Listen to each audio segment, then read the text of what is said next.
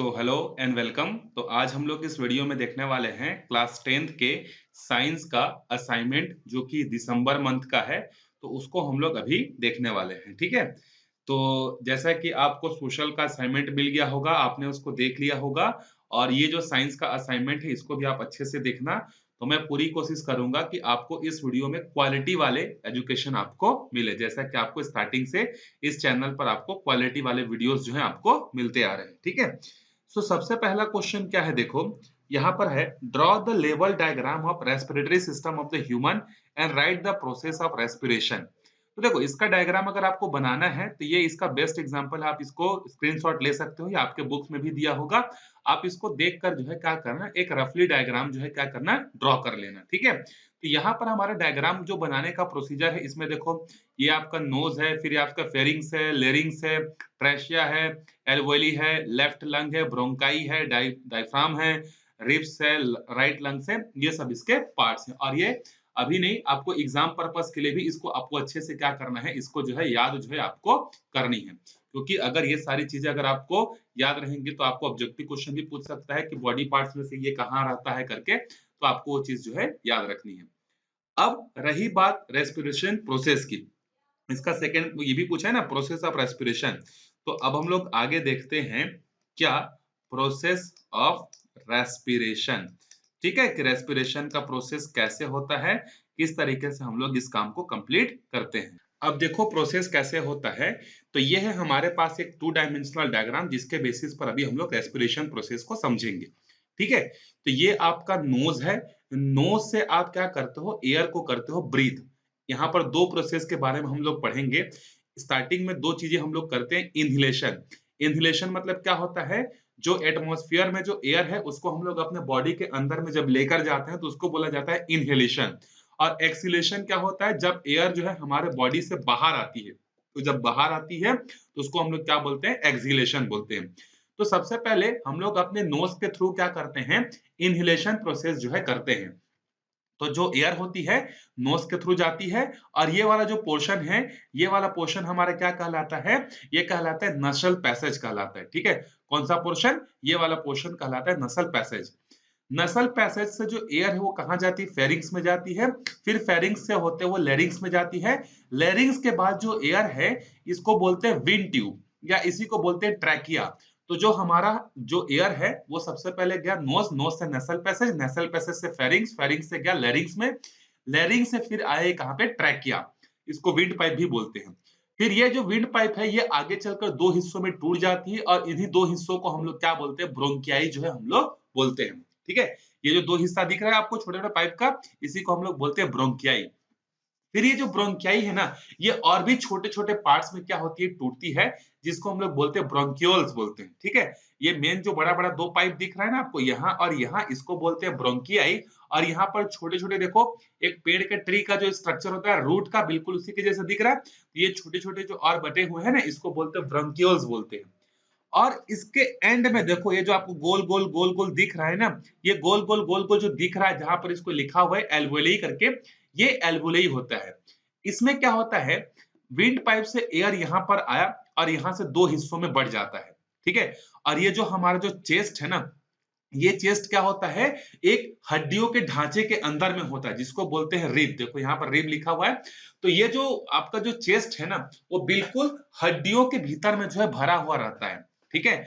और एक और हमारे पास एक इंपॉर्टेंट ऑर्गन है, जो कि एब्डोमिनल कैविटी और चेस्ट कैविटी, एब्डोमिनल कैविटी और चेस्ट कैविटी को अलग करने का काम करता है, जिसको बोलते हैं डायफ्राम। तो ये डायफ्राम है। अब आपके सारे पार्ट्स हो गए। अब देखो वापस से वर्किंग समझते हैं। तो विंड पाइप तक एयर पहुंचा, दो पार्ट में डिवाइड हो गई, और ये ब्रोंकियोल से होते होते होते होते कहां पहुंच गई, एल्वियोली पर जो है पहुंच गई। जैसे ही ये एल्वियोली पे पहुंची, तो यहाँ पर ये जो गोल गोल दिख रहे हैं, इसके अंदर में होते हैं हीमोग्लोबिन। और ये जितने भी एल्वियोली जो होते हैं, ये ब्लड से क्या होते हैं, ब्लड वेसल से कनेक्टेड रहते हैं। तो जैसे ही आपने ब्रीदिंग की, ऑक्सीजन कहाँ पहुंचता है, इन एल्वियोलीज में जो है पहुंचता है। और जब ये इन इनवॉल्यूलिस पर पहुंचता है, तो यहाँ पर कौन रहता है, ब्लड वेसल से कनेक्टेड रहने के कारण यहाँ पर ब्लड होते हैं। तो जो हमारा ऑक्सीजन जो हमने ब्रीदिंग करके लिया है, वो ऑक्सीजन क्या होता है, ब्लड के साथ जो है मिक्स हो जाता है। एल्वोली के थ्रू। जैसे ही ब्लड के साथ मिक्स होता है, जो प्रोटीन हमारे बॉडी में प्रेजेंट होते हैं वो क्या करते हैं, इन्हीं ब्लड से ऑक्सीजन को ले लेते हैं और एक्सट्रैक्ट करके क्या करते हैं, हमको एनर्जी देते हैं। तो एक प्रोसेस होता है, पूरा का पूरा प्रोसेस, जो प्रोटीन होता है, जो कार्बोहाइड्रेट्स होते हैं, वो ब्लड में जो ऑक्सीजन मिला है उसको खींच लेते हैं और रिएक्शन करते हैं और क्या देते हैं, कार्बन डाइऑक्साइड देते हैं। तो जैसे ही कार्बन डाइऑक्साइड जो है रिलीज होता है, जैसे मैं आपको समझाऊं, तो ये हो गया हमारा नोज हो गया, नसल पैसेज हो गया, और यहाँ पर हमारे पास क्या वेंट ट्यूब है जिसको ट्रैकिया बोलते हैं। ये जो दो हिस्सों में जो डिवाइडेड है ना, इसी दो हिस्सों को मैं बोल रहा था ब्रोंकली करके। और ये जो ब्रोंकली जो होता है, ये आगे चलकर ऐसे ऐसे छोटे छोटे पाइप में जो है और भी क्या होता है, डिवाइड हो जाते हैं इस तरीके से, इस तरीके से। और इसके ये जो एंड एंड में जो सर्कल दिख रहे थे ना, ये सर्कल कहलाते हैं एल्वोली। तो जैसे ही एयर आया, ये एयर क्या करते हैं, इन एल्वोलीज के अंदर में घुस जाते हैं और इन एल्वोलीज में होते हैं ब्लड। और हमने जो ब्रीदिंग की है एयर, एयर में क्या होता है, ऑक्सीजन। तो ये ऑक्सीजन भी इस ब्लड के साथ मिक्स हो जाता है। फिर जो ब्लड होते हैं आपके पूरे बॉडी में फ्लो होते हैं, और जहां जहां पर प्रोटीन रहता है, वो प्रोटीन क्या करता है, इन ऑक्सीजन को लेकर रिएक्शन करता है और क्या देता है, CO2 देता है। अब ये CO2 वापिस से इसी ब्लड के साथ मिक्स होते हैं, और जिस तरीके से ये आए थे, ऑक्सीजन को लेकर आए थे, उसी तरीके से कार्बन डाइऑक्साइड को वापस लेकर चलते हैं। तो जैसे रिएक्शन हुआ, CO2 इन ब्लड के साथ फिर मिक्स हुआ, फिर ये कहां पहुंचा, एल्वोली, एल्वोली से कहां पहुंचा, ब्रोंकियोल्स, ब्रोंकियोल से ये फिर कहां पहुंचेगा, ब्रोंकियाई, ब्रोंकियाई से फिर कहां पहुंचेगा, ट्रैकिया, ट्रैकिया से इस तरीके से होते होते क्या होते हैं, बाहर जो है आ जाते हैं। ठीक है, तो आए, कैसे गए समझ में आ गया, एल्वोली के साथ मिक्स हो गए, एल्वोली में ब्लड था, ब्लड जो सारे बॉडी में गया, सारे बॉडी में प्रोटीन जो थे रिएक्शन किए, रिएक्शन से कार्बन डाइऑक्साइड बना, उस कार्बन डाइऑक्साइड को सबको वापस लेकर आते हैं और फिर उसी के थ्रू बाहर कर देते हैं। इस रेस्पिरेशन में एक सबसे इंपॉर्टेंट रोल जो प्ले करता है, वो है एक डायफ्राम का, जो आपने पढ़ा था पिक्चर में देखा था डायफ्राम। ये जो डायफ्राम है, ये क्या होता है, ऊपर नीचे होते रहता है। जैसे ये नीचे होता है ना, तो हम लोग ऑक्सीजन मतलब एयर को क्या करते हैं, ब्रीदिंग करते हैं। जैसे ये ऊपर उठता है, इन लंग्स पर क्या करता है, प्रेशर पड़ता है, और एयर यहाँ से क्या होती है, बाहर निकलती है। और जो लंग्स होता है ना, वो रिब्स के अंदर में होता है। रिब्स मतलब हड्डियों के ढांचे के अंदर में जो है होता है। जब आप अपने चेस्ट को टच करोगे, तो आपको क्या लिखेगा, आपको जो है रिब्स मिलेंगे। आपके चेस्ट क्या है, आपको चेस्ट जो लंग्स है ना, लंग्स भीतर में होंगे, इसी रिब्स केस के भीतर में होते हैं। ठीक है, तो इस तरीके से वर्किंग जो है होती है, ये आपको समझ में आ गया होगा। ठीक है, चलो, नहीं समझ में आया होगा तो बताना, मैं इस पर जो है, अभी तो वैसे हम लोग पढ़ने ही वाले हैं, इन सब के बारे में पढ़ेंगे, तो वहां पे आपको मैं वापस से अच्छे से डिटेल से और अच्छे से पिक्चर के साथ समझा दूंगा। ठीक है, अब उसके बाद देखते हैं हमारा नेक्स्ट क्वेश्चन। इसके बाद क्या है, देखो सेकंड क्वेश्चन जो है, सेकंड क्वेश्चन है देखो हमारे पास, what is plaster of Paris. ये चीज हम लोग पढ़ चुके हैं, what is plaster of Paris. तो लिख सकते हो, जिसको मैं शॉर्ट में लिखता हूँ POP करके, POP मतलब प्लास्टर ऑफ पेरिस। आप इसका डेफिनेशन लिख सकते हो, plaster of Paris, it is a white powder, it is a white powder, ठीक है। it is also known as, it is also known as calcium sulfate hemihydrate, calcium sulfate hemihydrate, hemihydrate, ठीक है। It's chemical formula is CaSO4 dot half H2O जो है होता है। ठीक है, या दूसरा फॉर्मूला भी होता है, और करके आप लिख देना CaSO4, और यहाँ पर हमारे पास होता है ट्वाइस, और इसी को मैंने आपको समझाया भी था कि ऐसा क्यों लिखा जाता है और ऐसा क्यों लिखा जाता है। ठीक है, अब आप यहाँ पर ये लिख सकते हो कि POP is formed, POP is manufactured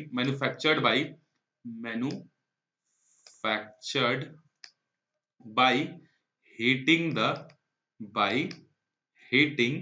the gypsum, gypsum मैंने बताया था at 100 डिग्री सेल्सियस।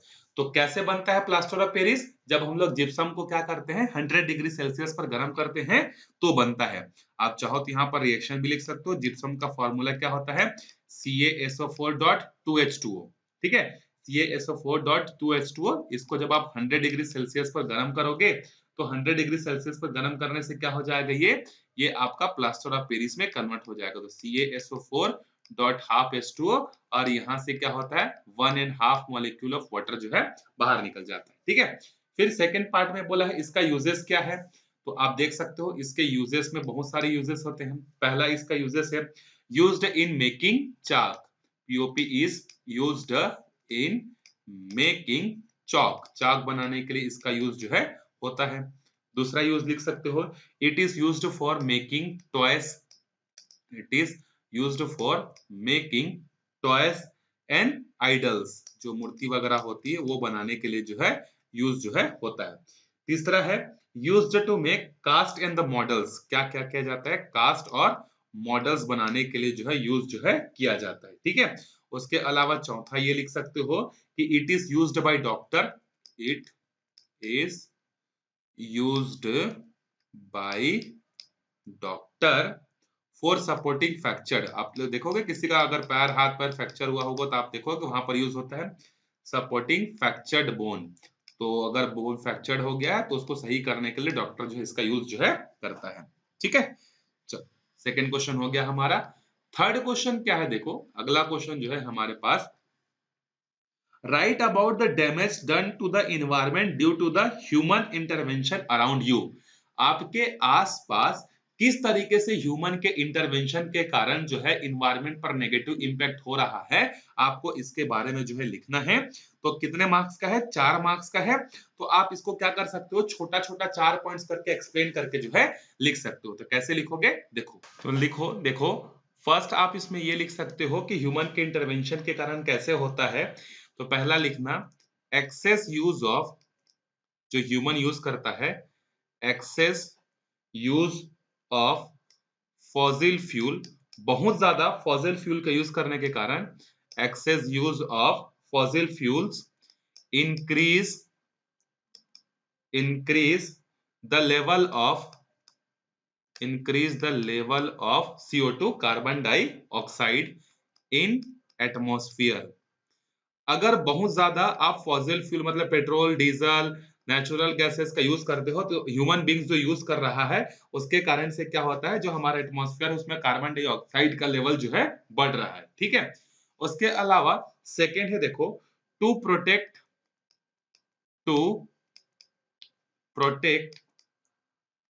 फार्म, अपने खेत को बचाने के लिए, to protect farm maximum producer uses different types of chemical, uses different types of chemical, different type of chemicals such as pesticide, insecticide, fungicides. तो ये सब यूज कर रहे हैं हमारे आसपास जिसके कारण से इन्वायरमेंट पर क्या हो रहा है, नेगेटिव इंपैक्ट जो है हो रहा है। तो ये तो दो चीजें हो गई।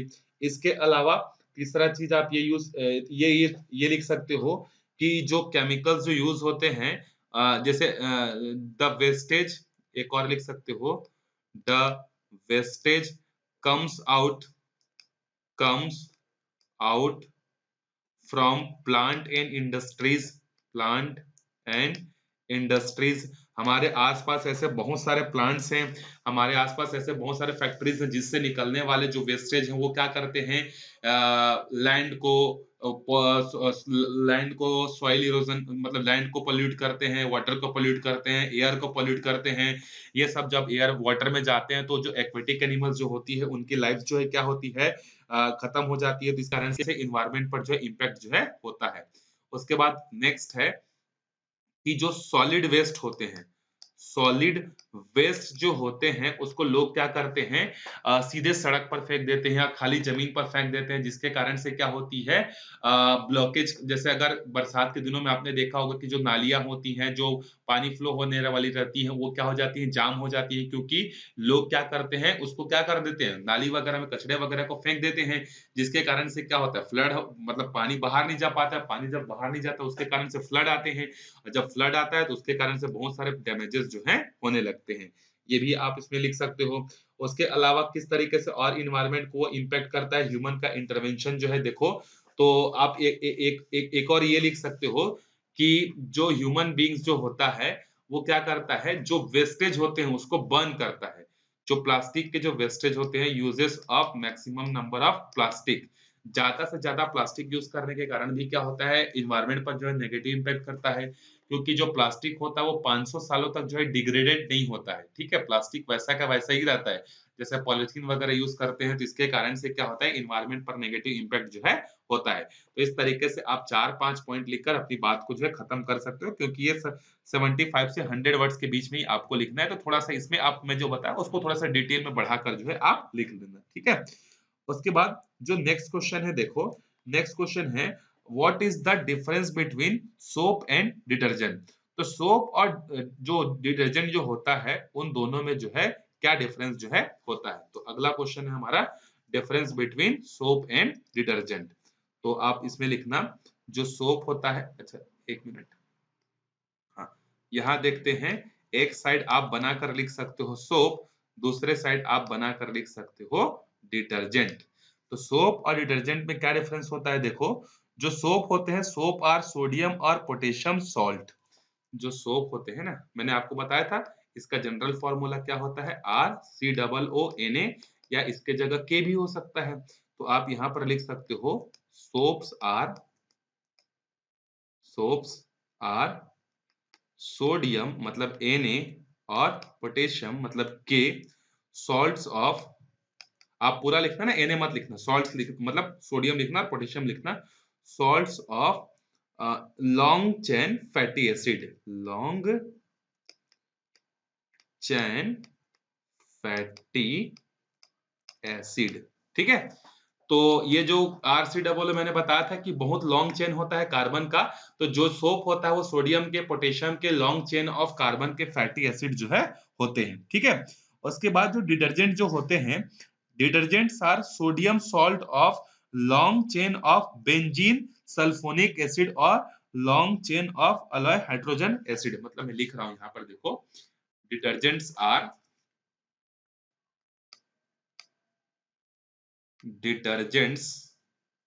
आर क्या होते हैं, the detergents are the salt of long chain of benzene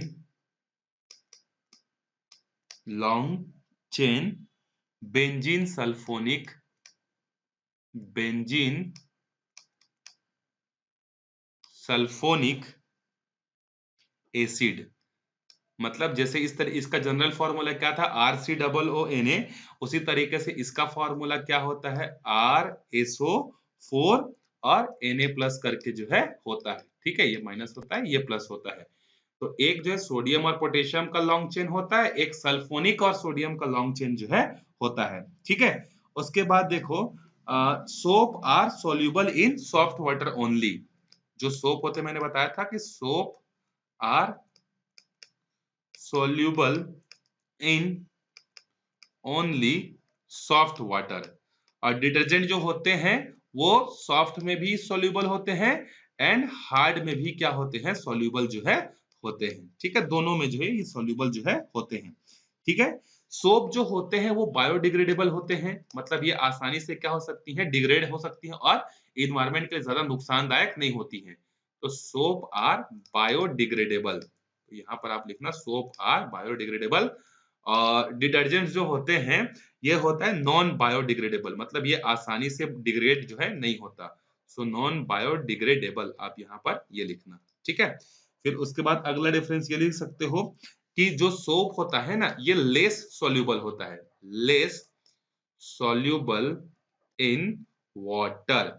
water में ये क्या होता है, याद है आपको, इसका हाइड्रोफोबिक वाला जो पार्ट होता है वो सॉल्यूबल जो है नहीं होता है, ठीक है। लेकिन डिटर्जेंट जो होता है ये क्या होता है, मोर सॉल्यूबल जो है होता है, ये ज्यादा सॉल्यूबल होता है, ठीक है। अगला डिफरेंस ये लिख सकते हो कि soap have week cleansing action. इसमें सोप में क्या होता है, वीक क्लींसिंग एक्शन की प्रॉपर्टी जो है, क्लींसिंग एक्शन की प्रॉपर्टी होती है, मतलब हर तरीके की गंदगी को ये साफ जो है नहीं कर पाता है, ठीक है। डिटर्जेंट में क्या होती है, strong detergent have strong cleansing action. इसमें क्या होता है, अच्छे तरीके से साफ करने की प्रॉपर्टीज जो है होती है, ठीक है। ये चीजें आपको समझ में आ गई होगी, आप इसको अच्छे से जो है लिख लेना।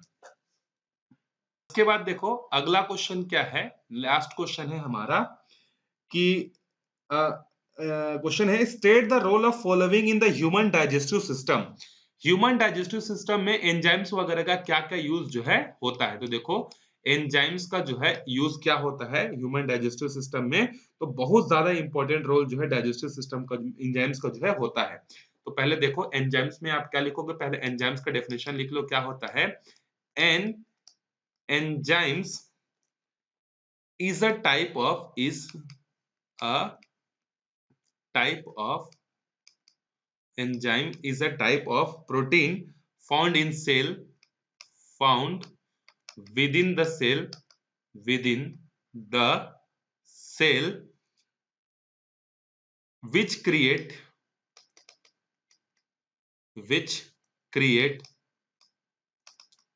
chemical reaction in the body, which create chemical reaction in the body। तो जो एंजाइम होता है वो एक तरीके का प्रोटीन होता है जो कि हमारे बॉडी के सेल्स के अंदर में मिलता है और जो कि केमिकल रिएक्शन करने के लिए क्या होता है रिस्पॉन्सिबल जो है होता है। ये जो एंजाइम से क्या करता है, स्पीड अप करता है किसको, रेट ऑफ केमिकल रिएक्शन को। तो यहाँ पर लिखना it speed up, it speed up the chemical reaction, the rate of chemical reaction, it's speed up the rate of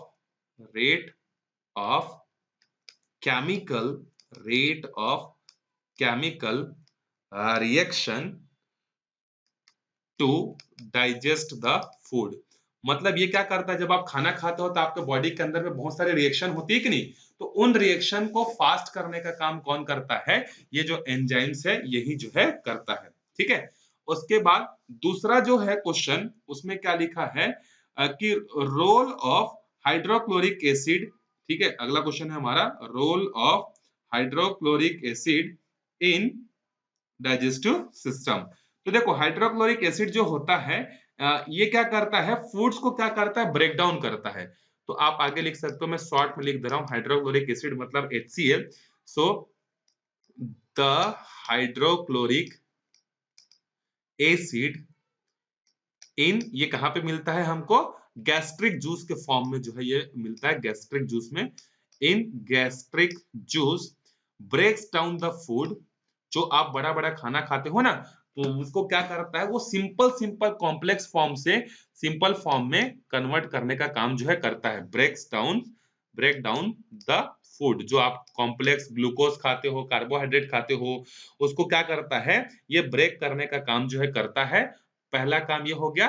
दूसरा काम क्या करता है, जो फूड के अंदर जो बैक्टीरिया है, तो बैक्टीरिया को किल करने का काम भी करता है। जैसे आपने कुछ खा लिया और उस खाने में जो है बैक्टीरिया प्रेजेंट था, तो वो स्टमक में तो चला गया, तो उसको खत्म करने का काम जो है कौन करता है, यही हाइड्रोक्लोरिक एसिड जो है करता है। तो हाइड्रोक्लोरिक एसिड क्या हो गया, समझ में आ गया, फूड को तोड़ने का काम करता है, पीसने का काम करता है, और उसके अंदर में जो भी क्या रहता है, क्या बोलते हैं, जो भी बैक्टीरिया वगैरह रहता है या भी जो भी कोई भी चीज होती है उसको डाइजेस्ट करने का काम जो है करता है। ठीक है, उसके बाद नेक्स्ट है देखो विली। विली क्या होता है, ये जो विली है कहाँ मिलता है हमको, स्मॉल इंटेस्टाइन में जो है मिलता है। ठीक है, ये क्या करता है, it increase the surface area of food absorption and adding digestive. मैं यहां पर एक और बार पढ़ दूंगा, it increase the surface area of food absorption and adding digestive secretion, या बोल सकते हो डाइजेस्टिव जूस जो है बोल सकते हो। ठीक है, तो विली क्या करता है, ये स्मॉल इंटेस्टाइन में मिलता है, और स्मॉल इंटेस्टाइन में जो भी खाना आता है, तो ज्यादा खाना आए करके उसके सरफेस एरिया को क्या करता है, ये बड़ा कर देता है, ताकि ज्यादा से ज्यादा खाना कहाँ आ सके, स्मॉल इंटेस्टाइन में जो है आ सके। और दूसरा काम क्या करता है, एक तो सरफेस एरिया को बड़ा करता है, दूसरा काम ये करता है कि खाना को पचाने के लिए जो भी जूस चाहिए, जो भी डाइजेस्ट करने के लिए जो सीक्रेशन चाहिए, डाइजेस्ट करने के लिए जो भी जूस चाहिए, उसको ये रिलीज करने का काम जो है करता है। तो ये हो गए हमारे साइंस का असाइनमेंट के सारे क्वेश्चन। आप बुक से आंसर देखकर भी लिख सकते हो, बस चीजों को आप समझ लो। मैंने समझाने के लिए ये बनाया है, आप नोट करने के लिए तो आपके पास बहुत सारे जो है कॉपी करने के लिए आपको बहुत सारी चीजें मिल जाएंगी। तो मिलते हैं अगले वीडियो में, तब तक अच्छे से प्रैक्टिस करते रहो। Bye bye bye.